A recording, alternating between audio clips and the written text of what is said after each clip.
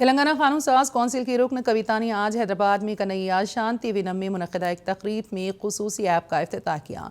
बारज़ा उन्होंने इस प्रोग्राम से खिताब किया। इस तकरीब में अहम शख्सियात मौजूद थीं। कविता ने कहा कि मेडिटेशन से इंसान का काफ़ी सुकून मुयसर होता है और मेडिटेशन सेहत के लिए भी काफ़ी मुफीद है। Because the meditation that we've all just gone through, a very natural way, जो सहज मार्ग का meditation है, no mantra, no particular process, not taking attention off to anything else but just to yourself. Stay calm, silent, reflect, and then of course progress and prosper.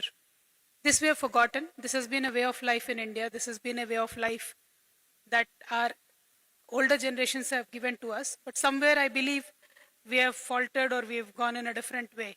Now we look outwards for happiness, we don't look inwards.